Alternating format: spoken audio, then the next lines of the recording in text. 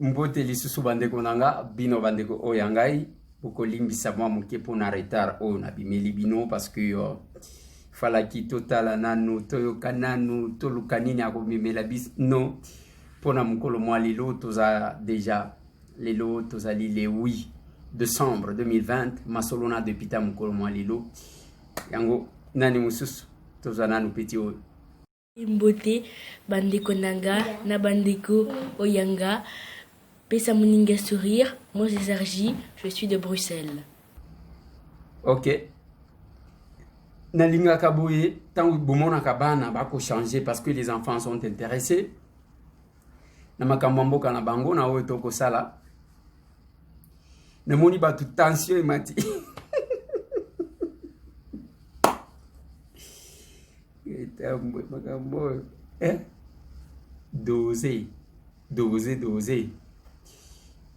Doser. Nalingina expliquer bino qu'est-ce qui se passe au pays.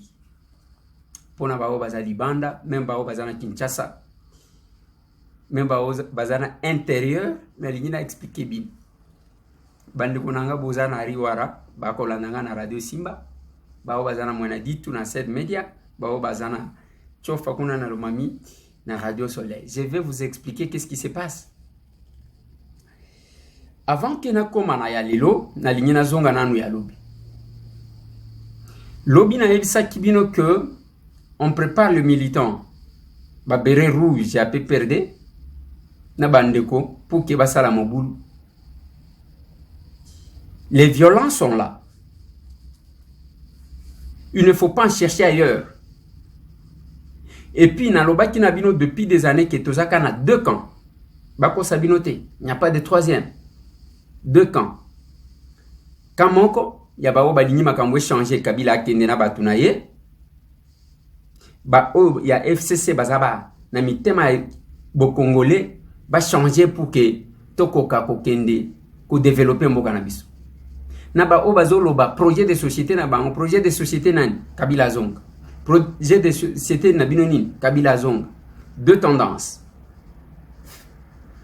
Lobby Bolandaki Nakotie Labino. La déclaration Yanémi Moulania. Ils ont un message fort, agressif. Mais Moutazo Lobayemo comme Mongo Ezolenga. Alingibo Kanga bien. Nakotie Labino message. Okomona Mutubilo Kazolo Baizaya Makasi. Mais yemo kwa zoloba, nzoto mungongo ezolenga, nzoto ezolenga ye. Qu'est-ce qui se passe?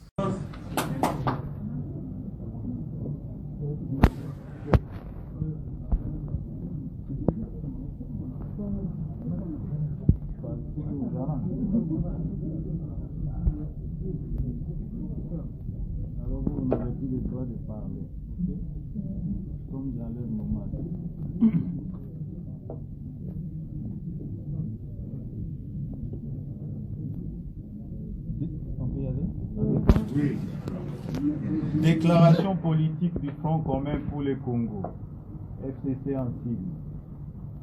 Réunis en session extraordinaire ce lundi 7 décembre 2020 et après avoir suivi les discours du chef de l'État sur ses consultations, initiées le 2 novembre 2020, la conférence des présidents des partis et regroupements politiques du FCC fixe l'opinion sur cette issue. Quoique n'ayant pas participé à ces consultations pour des raisons antérieurement exprimées et en dépit de leur caractère non inclusif, le FCC note que les conclusions unilatérales qu'en tire le président de la République violent gravement la Constitution et servent de prétexte pour liquider, par l'instauration d'un régime dictatorial au service d'un pouvoir personnel, les institutions démocratiques établies au terme des dernières élections générales du 30 décembre 2018. En effet, 1.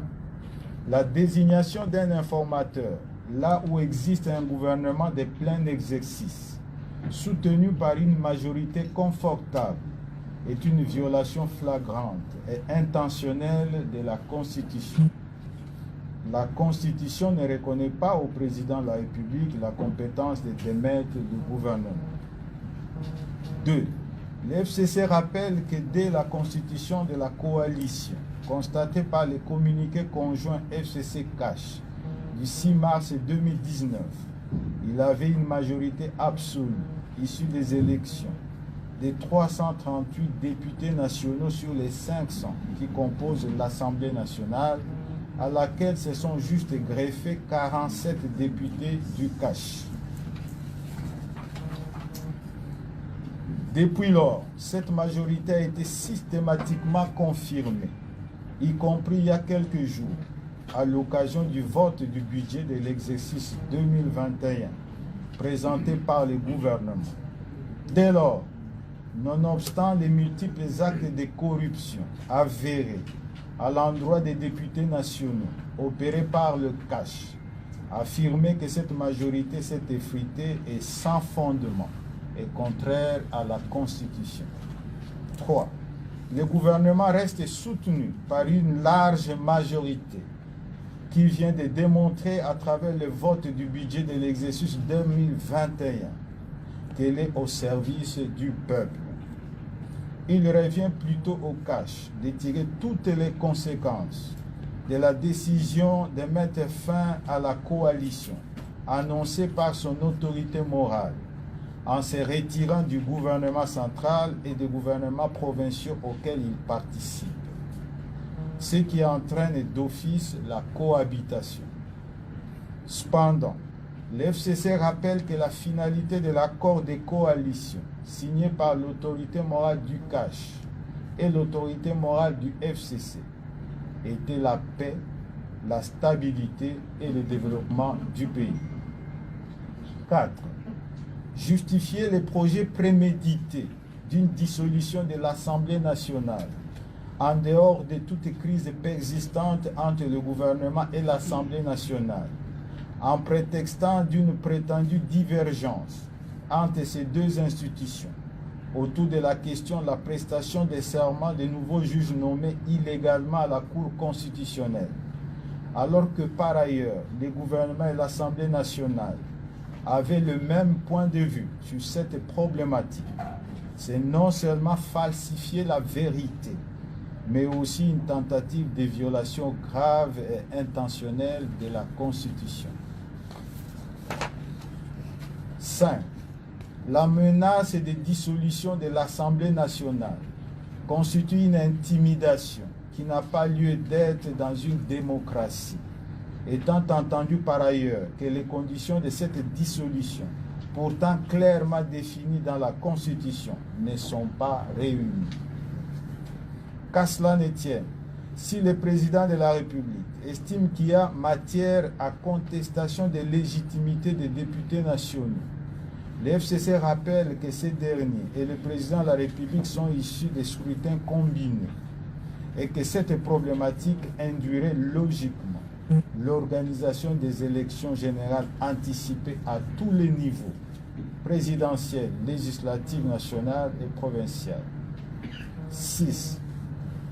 Le FCC dénonce de la manière la plus ferme l'usage abusif, flagrant des moyens de l'État par le CACH, justice, services de sécurité, police, argent de l'État, en vue de faciliter la confiscation des libertés publiques et l'exécution d'un coup d'État constitutionnel.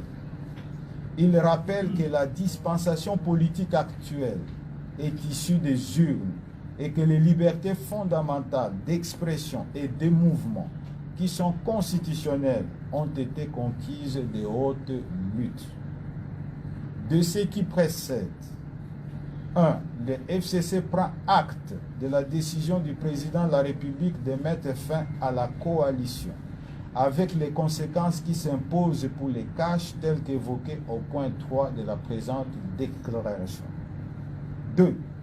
Le FCC ne se sentant nullement concerné par les annonces inconstitutionnelles du chef de l'État, le rejette en bloc.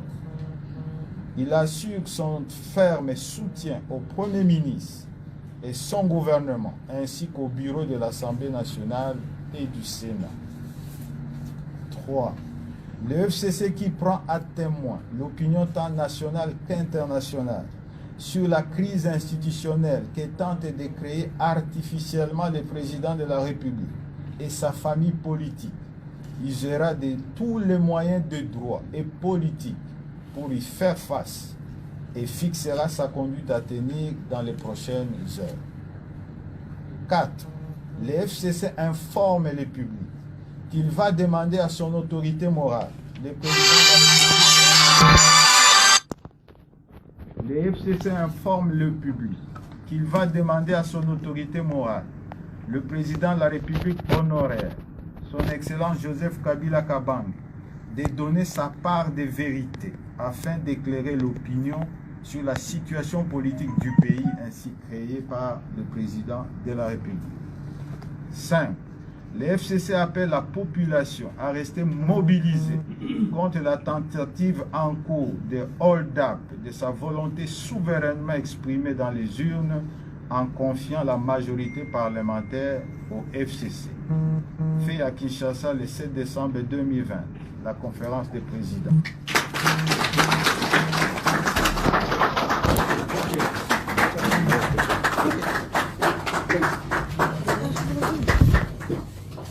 Merci beaucoup, chers amis de la presse. Si vous le souhaitez, vous pouvez attendre dehors pour des interviews. Mais quand vous prenez les contenus, il y a Néhémie, Oyo Bouti Kolanda, Bozui tweet, il y a Adolphe Mouzito, copier-coller. Il y a encore à rechercher là. Et quand on disait qu'il y a les gens qui sont manipulés, Batouazaji Kondimate, Bozui tweet, il y a Adolphe Mouzito, Bozui Maloba ya Néhémie, Bozui peut ba tweet Moussous. Namonika ka Kambila qui venait de demander que la paix soit entre bateaux. Et l'agitation que nous connaissons aujourd'hui, lobby, les honorables députés, Batombo Diponani, quand on dépose une pétition, ceux qui cherchent à prêcher le respect des textes, quand on dépose une pétition contre les bureaux, pour éviter que les bureaux à la juge partité, parce qu'ils allaient concerner Bango, beaucoup zonga dans la case de départ, bazui les pieds les plus vieux, na ba Benjamin Mibali, na Edisa Kibino. Mais Mabunda Koboya, aboyi, Bango balobi bango te, yango zomona, ba communiquer et bandi ko changer. Yali Bosso, c'est le secrétaire général, oyo a installé biso na séance solennelle, nde azaki na makoti a convoquer plénière wa. Tangouye a lancé communiqué, le deuxième vice-président Balamag va signer. Généralement, les communiqués de l'Assemblée nationale, c'est le rapporteur. Mais tout le monde Balamag, oh, Moutoua Kendete, et que ça les maté jusqu'à nouvel ordre. Moutoua Komeka convoquer une plénière, yemo kwa koyeb. Après, va changer. Mabunda a yeko convoqué tango yoki 11h, yache 10h. Décider ya confrontation. Mais tant que vous avez mayake, bitumbezo bima, Mabundo comme on a été. Mais biso au moins to aliwana. To comme on a été, à Bendinzoto. À Kopeli Sakamoto. Et je vous ai dit, 3 personnes porteront la responsabilité. Janine Mabunda, Tambwe Mwamba et Ilunga Ilukamba, les 3. Ils porteront la responsabilité de là où nous voulons arriver. Bango nenge ba vanduana. Si c'était Kabila qui était là, mutu akoka tiko fongola ta mbanga na ye. Yango zomona batu mibimba bazo se comporter nga na habité. Na habité. Cet acte ndenge bokomona tozali kotomboka na kati ya hémicycle, ba siffler, ba lance voix, ba nini, ba mégaphone wana bokomona. Ils ont sali ma pambate. Nous sommes en plein droit de faire respecter les règles ou les règlements d'ordre intérieur, il y a cette chambre n'abis. Mais bango batamakasi. Mais je vais vous dire un truc. Image wana bokomona. Et les réactions wana bokoyok. Ce sont les députés. Et les loba députés baza combien? Bao bazo manifester, ils sont combien? bao ya FC Sango bazalaki ko betela biso tolo Mabunda lobi 302 mususu lobi 312 tozoye bate bazakisaki biso 305 bao wana bazali wapi. Et je vous ai dit que bakobanda kokima moko et suka on va ramasser ba mususu bakokufela na boloko ba mususu bakokufela soki wapi to éviter. Mutu moko tazana monopole ya violence. Na lingina tela bino bota la ndenge nini ba jeune ya PPRD ba yakina ba moto pona ko attaquer ba mususu.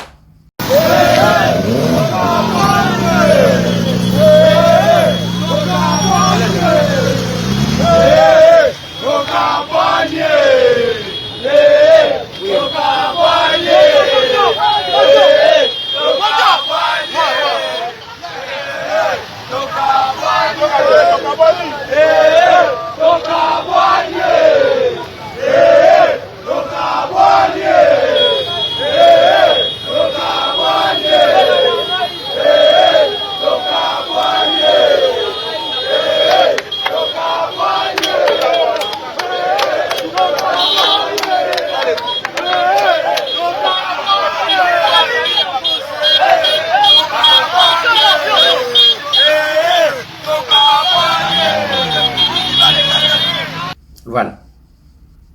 Et c'est ça. Basombeli bango ba moto. Wana pona koluka kola kisaki. Bango tous ces gens là se disent des sportifs. Tous ces gens là. Un sportif va se battre dans la rue. Un sportif akende ko bunana balabala. Et bakei kuna ce qui est curieux, c'est le fait que la police a désarmé. Police lobby a kanga ki batu combien et de quel côté. Image beaucoup mon ya Jeko. Jeko ce ne sont pas les gaillards là du PPRD. C'est quelques policiers. Des basali wana ko beta ba matraque yani tout ce qui s'est passé. Ils sont dans cet état là. Les lois la muki tokoya tokokoma isikangwa. Na lingina tia la bino quelques images. Ya ba Jeko.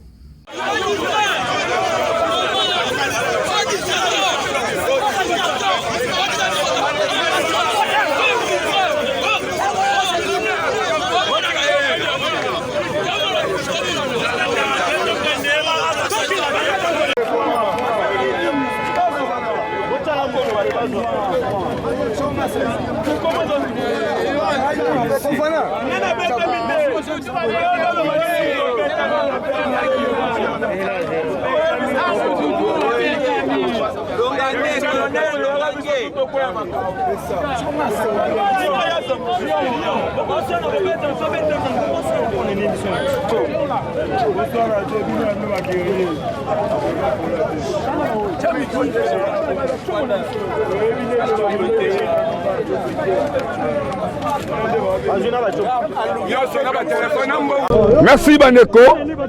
Mais yako kamwa bino so boyebi mwana mboka Jeko Beya akota boloko pona mambo etali mboka bomoni sorti na union c'est toujours na drapeau bozo mona oya ala na se awa eza Jeko Beya bozo tala elongo na bato ebele bayibi eloko ya mutu te mais na lingi na yeba nani apesi ordre ya kosala eloko ya boye mwana mboka namoni président Emani représentant ya jeunesse ya parti au pouvoir président Emani Mbote mais bazo bangati o eza ba signe ya fin ya système et toyebi ke ban présidentiel longa ki bango lobby peuple tout longi bango tozo bangelo côté ba système ba jeune avant ba sala ki kala ba bosani Emani la minute to na président de la République ndenge Janine Mabunda azo tout à tour na assemblée ndeyo lelo oza président ya jeunesse tant ozo mona ba comportement ya boyi mais ça nous koloba na ministre intérieur ya komona police o azana makoki ya ko sécuriser batu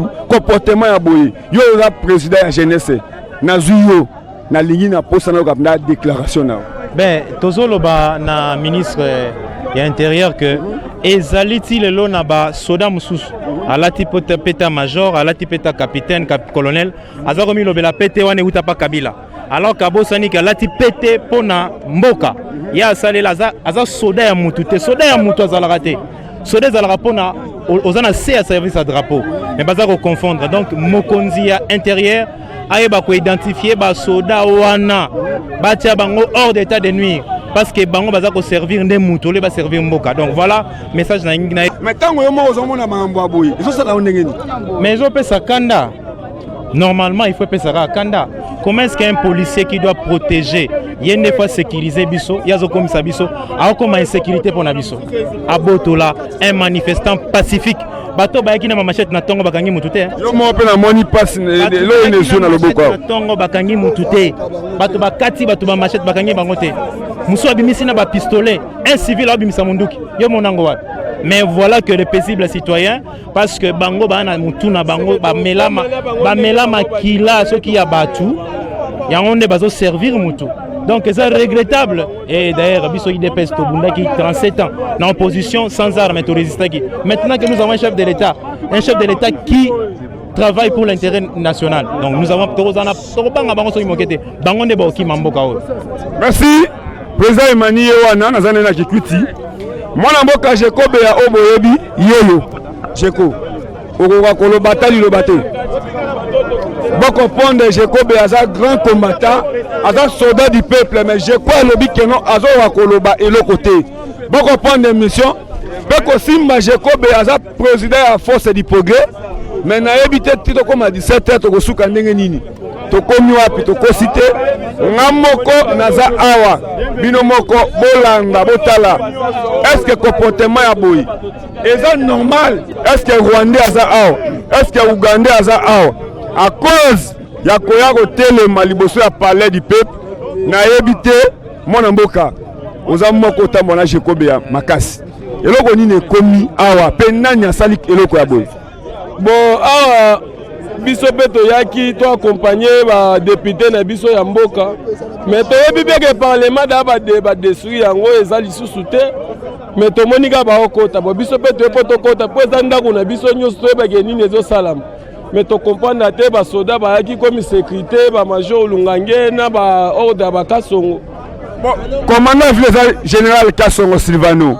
Mais nani apesi ordre motola Jekobe ya koma na état azo wa kolobate. Wana yebi Jekobe ya bien. Longange na Carl Lewis. Ba beti biso makasi ba tchebi biso ba électrique ba mbeli. Tolobi ba image to yebi ngeza lelo teza ya kala. To bunda na bango to yebi bango bena mita o papa na pouvoir to banga sumu tuté. To ta force du progrès et du Congo. C'est le to kufa pona mboka. Ngai nazali commandant femme ya jeunesse à force du progrès muto atali sécurité c'est ngai na ebiso clair to banga lisumu tuté poto bandako landa bakimia papa le bito boma moto baba na mboka mais tomoni comportement zo changer te ça c'est comme ça to komemela bango bongo to ebaneke banani bana pouvoir.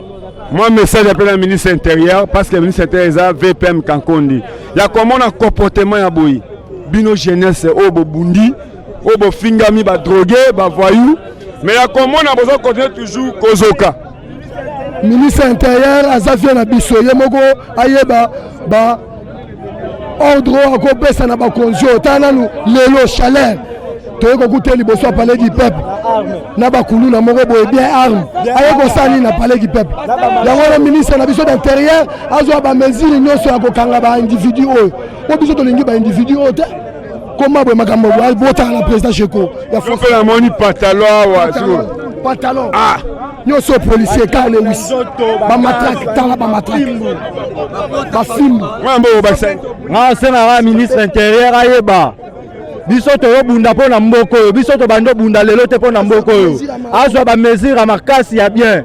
So kite, biso olemba biso te, bango nde ba olemba biso. Biso olemba bango te, bango nde ba olemba. Oza force ya mboka biso to asima mokonzi mboka to ya lelo to mona ba chaleur ba ya na ba arme ba machette ba pezi ba to wa lobi mokonzi lobi lelo na ba machette ba ko muye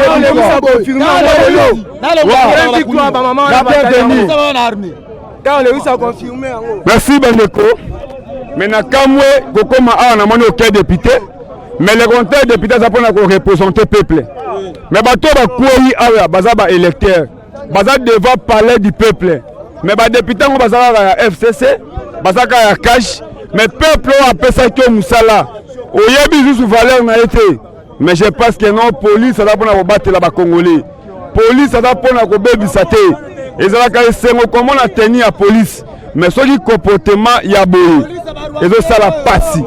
Moto lokola Jeko Beya boutique ya nini oyo baye kopie awa, dépôt nini ya biloko baye kobuka awa, biso tosali ya biso kaka mosala.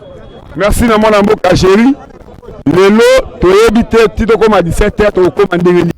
Voilà. Toujours kende malembe malembe, après je vais vous amener à comprendre qu'est-ce qui se passe. Lobby ba jeune a peu perdre ba bimi ba mi bombité ba komi FBI ya peu perdre. Ba kotambola. Bazo mi kumisa wana pasi ba ba machete ainsi de suite. Et nous demandons parce qu'il y en a un qui a tiré. Mundu ki wana nani a pesaye et qui les contrôle? Mon général Silvano Kasongo. Qu'est-ce que nous pouvons conclure? De conclure que la police a zoko kalisu souté ou bientôt ça la ndengeni. Je pense que bientôt là, l'armée sera déclenchée, déployée. Mais lobby, baye kotuna makam. Il y a na lignina tchela bino réaction, il y a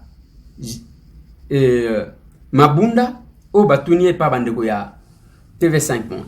Pétition, ces recours au Conseil d'État, c'est toute une succession de harcèlements parlementaires qui n'a pas commencé qu'aujourd'hui. Vous me parlez du Conseil d'État et des pétitions, mais il vous souviendra qu'en septembre, le responsable le plus élevé d'un parti présidentiel s'était permis d'insulter le président de l'Assemblée nationale, qui est quand même numéro 2 en termes hiérarchiques. Voilà. Vous trouvez que quelqu'un s'accroche, une personne s'accroche au pouvoir sans respecter aucun texte? To signer pétition, il fallait qu'il y ait la procédure. Et la possibilité là, il y a que yoba pesa yo, maloba o répondre, o s'expliquer. Ceux qui ont convaincre le député, ben, vous ont dit. Mais qu'est-ce qui est difficile? Est-ce que vous avez un paiement vraiment? Hein? Vous avez vraiment un paiement dans le bozozo? Vous avez un paiement. Autant vous aviez dit que l'unité botier na téléphone oyo, au bout de 2 ans, que là, Mokolo yangu. Mokolo unité wana bocha ipa Félix comme on a eu Kabila. Parce que mboka est comme royaume, eza eloko na ye, même royaume mango, eza la modèle wana te. La même chose. Cet américain, alobana Marius ni.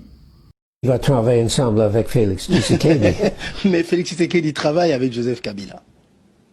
Oui, mais comme j'ai dit tout à l'heure, petit à petit, ils vont se séparer. Revenez me voir dans 1 an, vous allez voir que Kabila sera tout à fait effacé. Voilà. Dans 1 an, Kabila sera effacé. Ngate mtunalo. Et nenge tozo kende, bolinga tei. Vous vous trompez, ceux qui continuent à se mêler dans ça, payeront le prix. Vous allez payer le prix. Koluka kola kisabatuke bino, des années, pendant 18 ans. Bokata kabiso macheti, bozana bakuluna na bino wana, batumba bandako otan ya bandako, batumba bureau ya Frank Diongo, batumba RTV, batumba UDPS, batumba musala na bango yango wana. Et aujourd'hui vous continuez, vous pensez que ça va aboutir. Bientôt là, on va déployer d'autres forces. Lokola la police à la kisi ba limite na parce qu'il faut na faire vivre bino botala ndenge nini ba kuluna ba ye kokota na hémicycle na hall l'Assemblée nationale botala makamunenge salimi parce que on a convoqué la plénière par le secrétaire général selon ndenge lo us et coutume ezo senga que et salem mabunda dit non le règlement intérieur est zolobanini quand il y a une pétition contre le bureau sera jugé parti. Tu t'accroches pourquoi? Vous allez s'accrocher pour Nani. Pourquoi vous vous accrochez? Vous restez là, vous voulez que le pays brille pour Nabino parce que vous avez des choses à cacher au Kobanga Justice et à Kozobino. Vous finirez par répondre. Tous là. Nalingi botala degré ya violence nakati ya assemblée nationale na kati ya palais du peuple.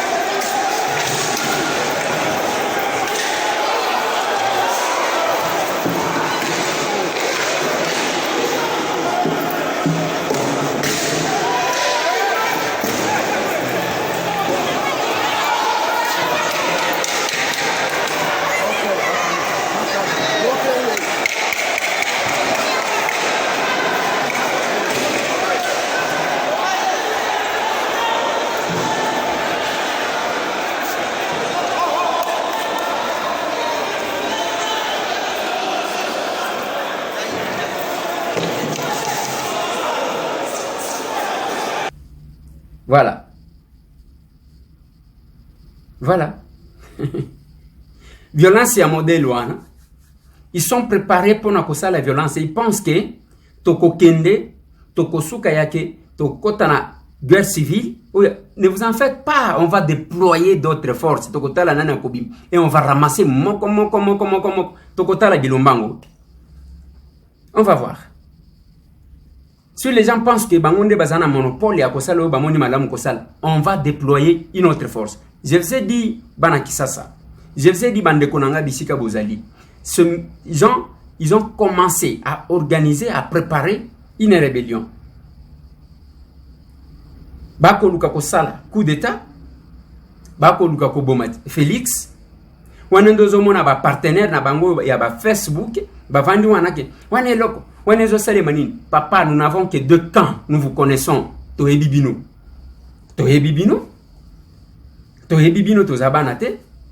Na ebi saki bino que bakoti saki bato bakomi lokola bato amaboma. To timbe liban. Bakomi kokoti bato bazoya lokola bato bazoya koteka makala. Bamusu neti bazoya koteka pondu. To timbe liban. Nous sommes en train de suivre toute la situation. Mais ce qui est vrai, bandeko. Tangu Moïse Katumbi Chapwe azongi na exil aye devant la foule à Lubumbashi, qu'est-ce qu'il a dit? Mina yua bunga inapanda bei sana.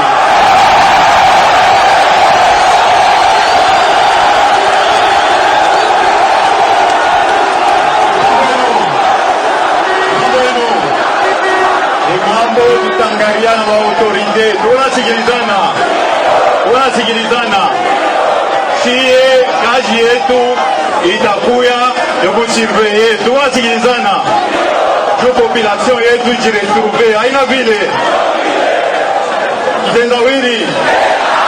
Yo mafasha makitendawili, wengine maruwe na piga hapa.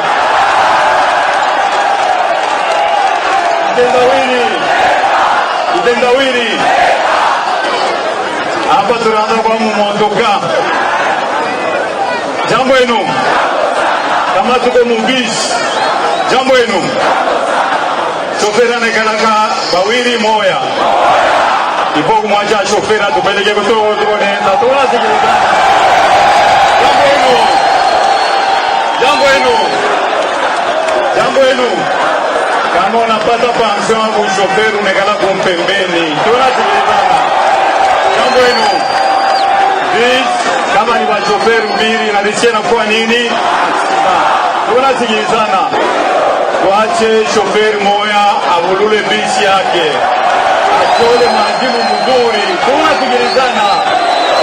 Mina kuya napigia kwa polisi, asante kabisa. Polisi inaonesha vraiment asema ni polisi ya kweli, mpakije mbele mikono wa polisi. Jambo hilo unachoka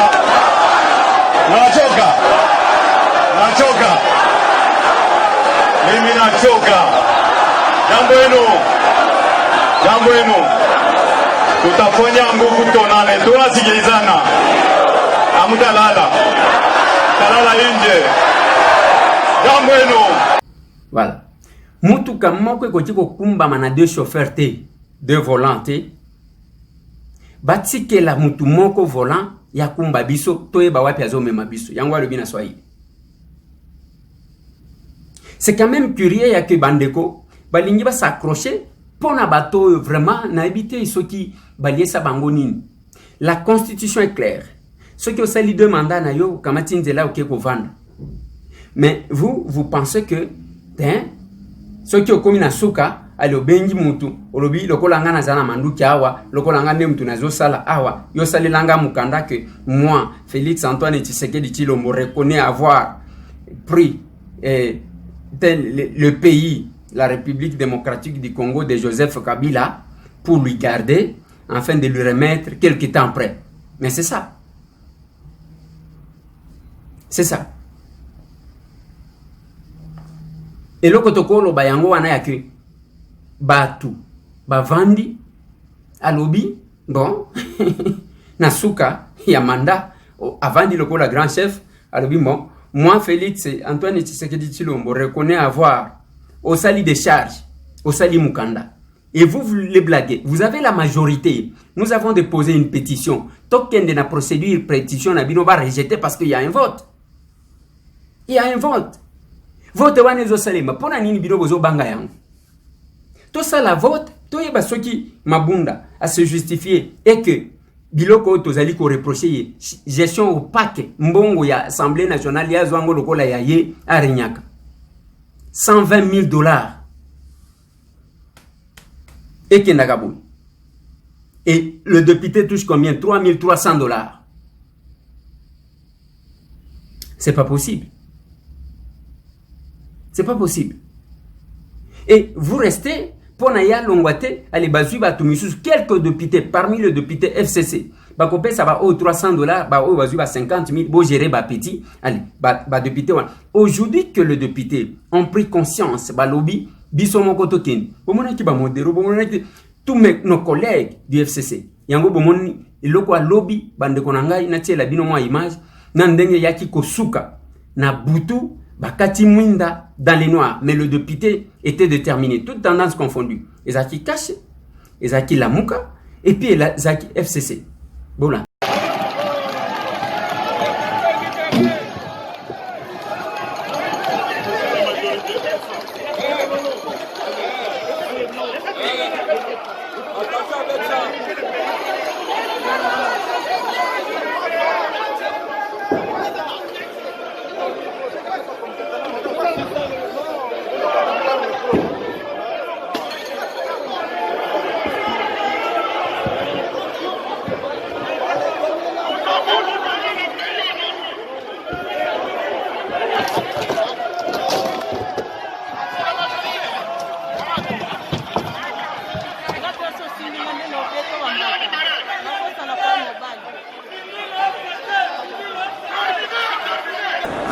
Secrétaire général wa Assemblée nationale alikuwa nameitika kukia preside. Sasa wamekata kura, wanakata kura ya Assemblée nationale, tuko bloqué humu, wanakata kura humu, ndio inakuwa debrayage sauf kipe wamekata kura, munaona giza, wamekata kura.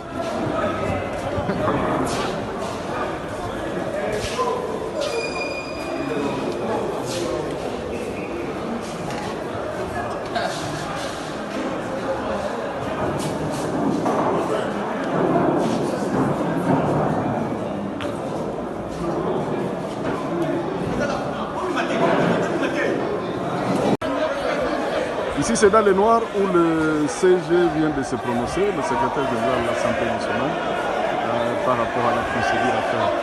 Ils ont été les ampoules de la salle plénière, mais malgré ça, on a gagné. On a gagné. Mabunda est tombé. Mabunda est tombé à toute fait de cause. Chérie, il est tombé. Mabunda est tombé. Tous les députés FCC viennent de fuir la salle. Voilà. Et nous irons jusqu'au bout.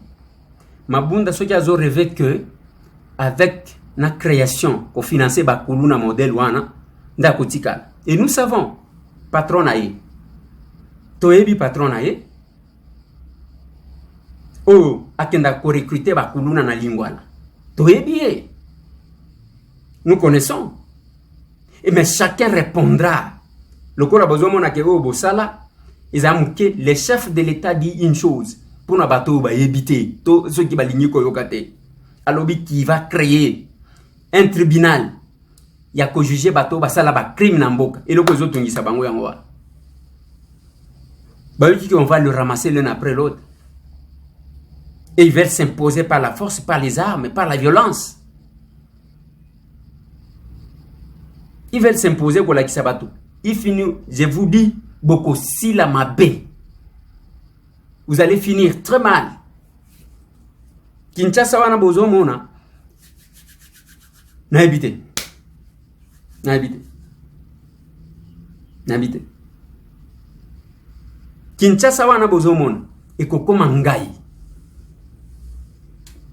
Eko koma ngai. Vous n'allez pas prendre les pays en otage. Lobby, le chef de l'État Bengisi Ilunga Ilukam. Abimi, à lobby nae, monsieur, tu dois démissionner. Abimi, ba lobby nae ke yoko tiko démissionner te. Vandawan. Mais Ilunga wana âge nae, akosa la vese na pression azana ngona mutu.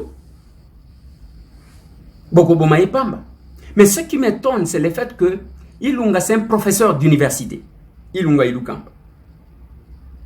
C'est un papa. Azana bana. Atangisa bana ebele. Classe. Mais nenga zaliko kende ko fuka mela. Oyo mutu ya âge peut-être ya mwana na ya ce qui a combien. Et lui qui sait que c'est un mandat ce qui est sili. Ce qui est sili. Non. Azakuna te. Eza royaume, eza borna ye. Bakatange bango bakomi koluka. Baye baliwamze. Les Katangé au bazaki comme on a le cours à bazoba. Bakomi koluka baye baliwa nani aboma mzee. Et pour nani toutes les initiatives ya mzee Laurent Désiré Kabila ba rejeta yango. Qu'est-ce qui a fait que bango ba koma ba master ya ba oyo ba memela mzee Laurent Désiré Kabila Mandudi. Les amis intimes de Tambwe Mwamba. C'est mzee qui l'a cité, c'est pas mon Tambwe. Les autres pétitions mususu na Sénat. Ba sénateur balobi, il faut payer bureau ekoya. Qui vivra verra. Mutu akobanga moninga azate. Francine Muyumba alobi bien que bazana kobanga te, ils n'ont pas peur ya kokende na opposition. Bien sûr, bokende.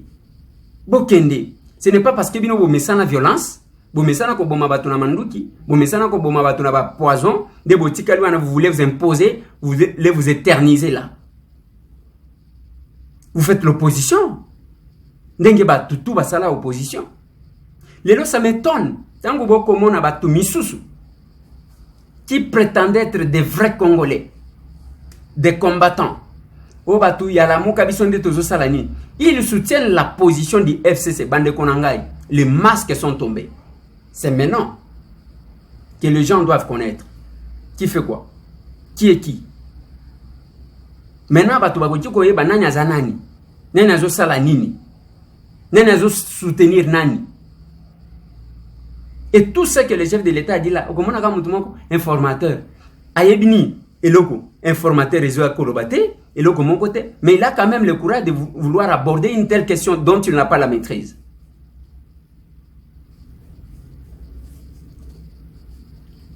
Nous nous connaissons dans ces pays.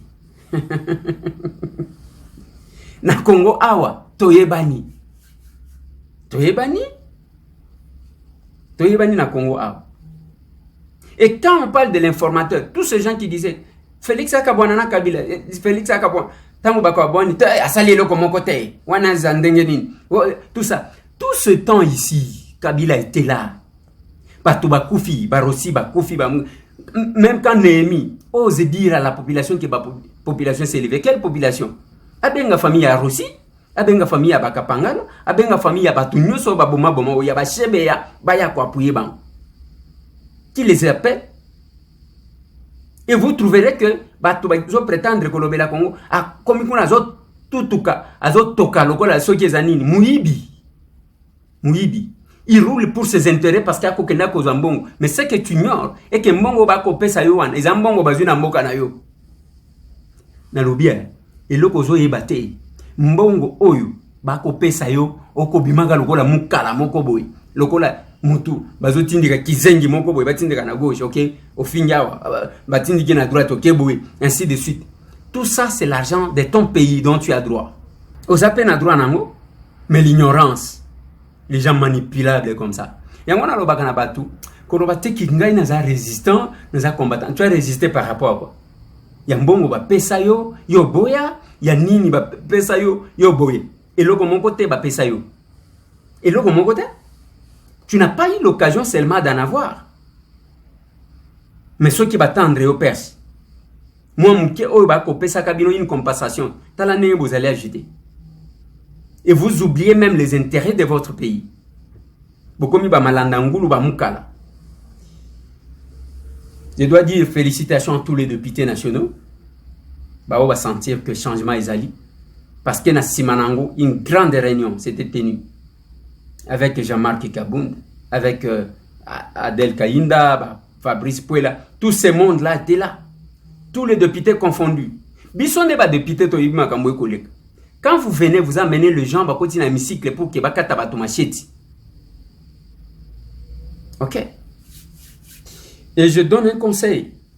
N'appelle ça kabande konanga wana ba jeune kabiliste, ba jeune un peu perdu, n'appelle ça un conseil. De konanga. Toyebi na Kinshasa wana pasi ya mutu nyos. Mais bino tant bozana na degré ya que ceux qui yindi ba manipuler bino ba pesi bino kamwa $100, $200, bokeko sala mobulu. Tu finiras mal. Ba okanga yo. Et famille na yo tout mambo wana ba pesi yo kosila, yo kotika na boloko. Okosuka mabe. Voilà bande konanga na ligne na suki sawana pona lilo, il fallait qu'il na memela bino. Ba moi, actualité na faire comprendre bino qu'est-ce qui se passe en réalité. Nathalie ça paye bino que lelo nous n'avons que deux tendances. Moto akosa binoté. Celui qui critique Félix aujourd'hui, azamuto Kabila. Na lobi boy. Ce qui Monica kamuto ako critiquer Félix, azamuto Kabila. Akosa binoté bazaji ko ba Rwandais, ba lokuta miyibi. Ba sala komba wana ba komisango job cop miyibi. Les malhonnêtes comme ça. Miyibi. Et même temps que vous avez conscience na bango yebi ongana koloba. Celui qui s'attaque aujourd'hui à Félix ou qui cherche à les fragiliser. Comme bon aye muto Kabila. Muto Kabila quoi? Page 243 998 311 332 Masolona député. Bande konanga eza situation ndengwa eza situation ya komati attention te bakoti mabango moko bazana pe mate ya ko résister to kozela lobby eza mercredi to kozela jeudi ti to koma dimanche bazana pe mate nazo yebisa bino et bakobana kolokota moko ils vont répondre, c'est alors qu'ils vont comprendre. Aux hommes, attention pour aller. Au moins, il y a grave. Et là, grave, les athées. Moi, j'ai Mickey, on a tombé ça dans la moto, et ils ont mon pépé. On va maîtriser tous ces gens-là. Kobo sanate, tout le baganabino pesa moninga sourire, c'est qui s'en déconne yo. Tango kozo moi mukewana, c'est qui s'en déconne yo. kozala ba congolais yango wana toko préparer ba action otolobi mibale pour na ba festivité toko sala action na Kabinda chef lié à province à Lomami na mususu na Kinshasa moi loso moi soso moi makayabu moi mafuta okoki kosunga bandeko na yo problème ezati mais ba oyo bazo kanisa ke bango bakosala violence comme ça toko banga toko reculer. Ne vous en faites pas. Mais ça n'a tellement que biloko wana to mesana. Parce que même hier, le général Kassongo est arrivé là, il a vécu l'événement. Et nous avons déployé nos caméras pour permettre que Ezoela Bino va image, beau vivre tout ce qui s'est passé.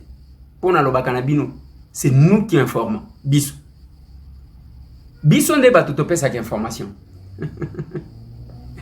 Oui, mutu moko asekisika batindelinga video moko boy mutu azobima lokola mutu azotal sala théâtre moni bato théâtre ndenge babima azobima mbangu na ndako yo Eliezer oza député to za nani olebe makambo mibana bitale lonyango ona ko répondre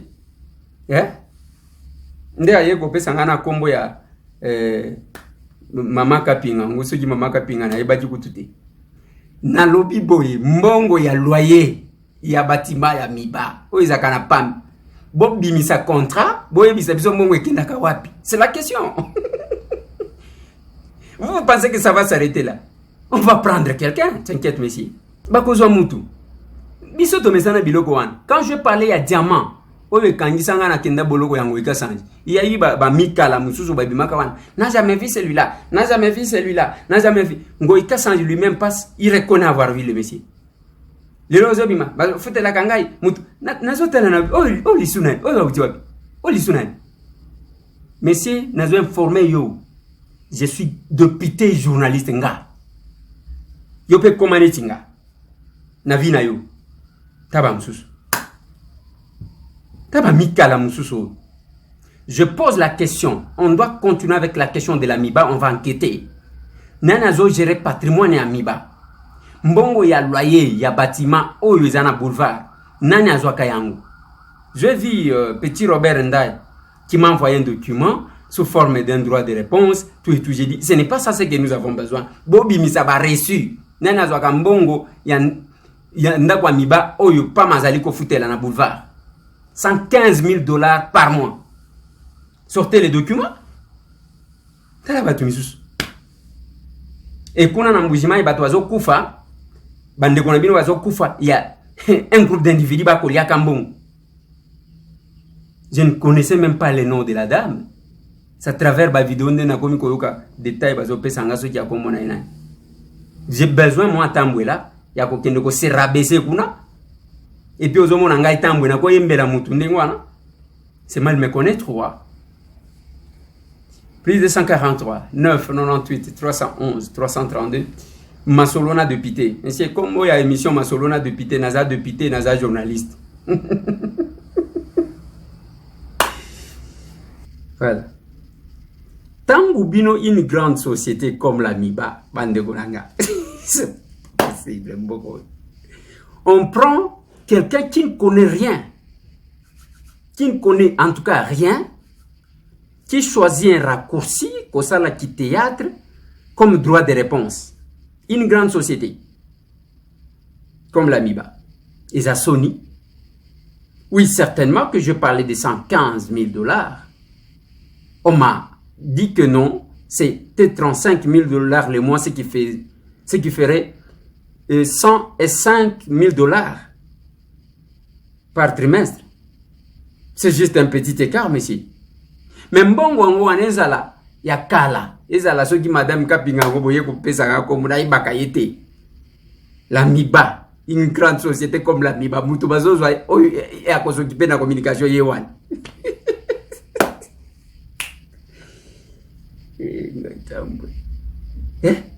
Boloko tie wapi mutu wangu?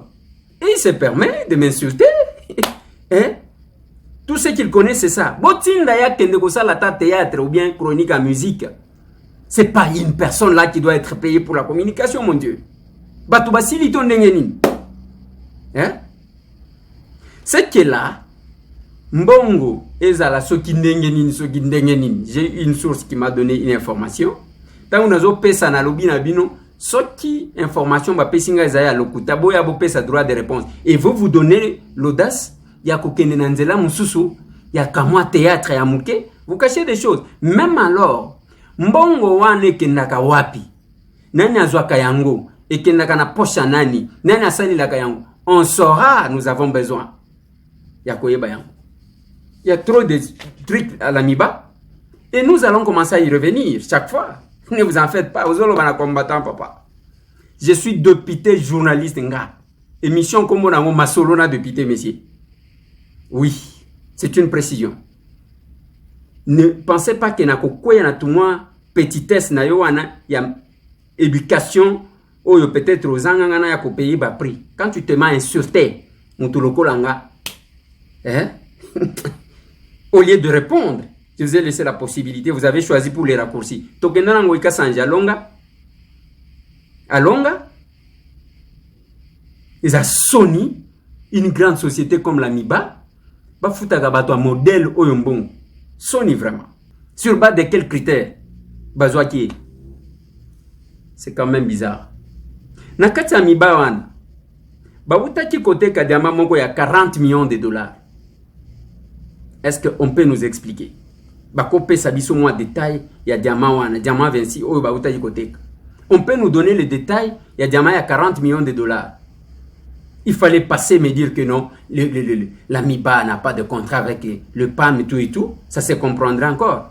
Vous allez me dire où est-ce que vous mettez l'argent que le Vodacom, qu'est-ce que j'ai dit? Vodacom vous paye. Bokoye bisangai. Mbongo Vodacom azo futa bino, ya loyer, bozo tiangwapi. Talabamsus. Et la Miba, vous avez le courage à cause. Même Moutoamo Tindaki, t'as moni vidéo, à moni qui a en face à Nani. Il y a Moutozo Salama Boke ou quelqu'un qui peut faire vraiment la communication d'une grande société comme la Miba. Cherchez les compétences et vous le payez bien. Pour qu'il va payer Sabino Moussala. Bassale la Bino Moussala qu'il fallait. Tant que quelqu'un donne les infos, vous laisse la possibilité de répondre. Vous choisissez pour des attaques individuelles. La dame, je le connais ni d'Adam ni d'Ève. Mais nous avons tout intérêt de protéger. Biloko à l'État, pas que l'individu va soit la Vous devez nous expliquer, messieurs, tika agitation. Vous devez nous expliquer où est-ce que cet argent-là est affecté. Mbongo wana bazo chango wapi, ezo kende na poche ya nani, nani azo sale lango. Oyo Vodacom afuta kikina kawapi, oyo tozolo batoko ya koma ba mususu, ezo kende wapi. Les agitations et kosa langata et loko mon côté parce que na mesana monsieur. Merci bande konangai ko bossa na te ko sekisa moninga. Oso matisation pour les nizala calme ola la bien dit. Et l'eau pesate ya grave pesate. Bako ki maman ko moko, bamso bako zwama. Et vous allez comprendre ce que j'ai dit. Et l'eau pesate. Ozana posa ko sekisa ndeko na yo sekisa e zala na à l'aise. Et ça douleur d'enfantement. C'est maintenant que Congo ils ont comme état. Et que Batoazo et Sabino que to comme en 1960. Ba yebi ata histoire en Mbokate. 1960, il y avait un président Kasavubu et un premier ministre qui était populaire Lumumba. Ilunga Ilukamba za populaire wapi.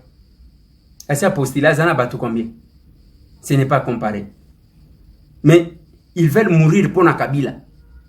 La République pourrait ne dire rien.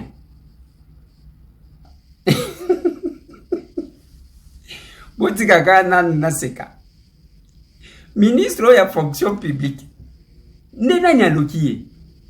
O à suspendre secrétaire parce que secrétaire général. Yo zana droit ni. Ya ko suspendre. À salisi plénière, bien sûr sous haute surveillance, il y a la police. Maintenant, banani babimi. Tozana ba Benjamin Mibali, monsieur Kabeya, na monsieur Awusa Fingoto oyo azalaki na bureau provisoire ya Liboso. Bango Mibali wanande ba plus jeune, ba Benjamin. Et les doyens d'âge, asa mtu wa FCC. Mboso Nkodu. Alors, le Mbuta Mboso est passé. Il est du FCC. Batu oyo bako s'agiter, oh ba suspendre ba salibu. Bande konangai, nous allons comme ça. Tokende soki mabunda zana raison ya na raison. Ce n'est pas que allez, la moutika kaboui, oh j'ai suspendu le secrétaire général parce qu'il a vous convoqué ni. De quel droit yo ko suspendre? Il faut y avoir une autorisation pas na yo. C'est quand même compliqué là. Félicitations à Bandego. Biro Yasika.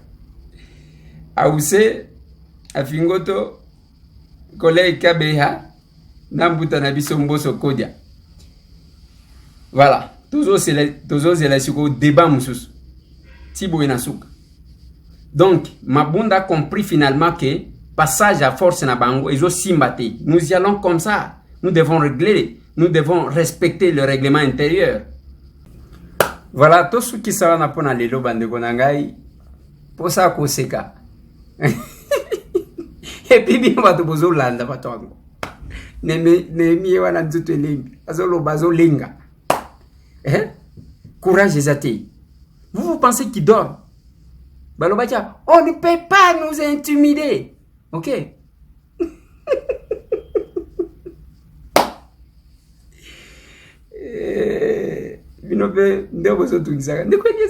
Attention, toujours là la bienté. Oh.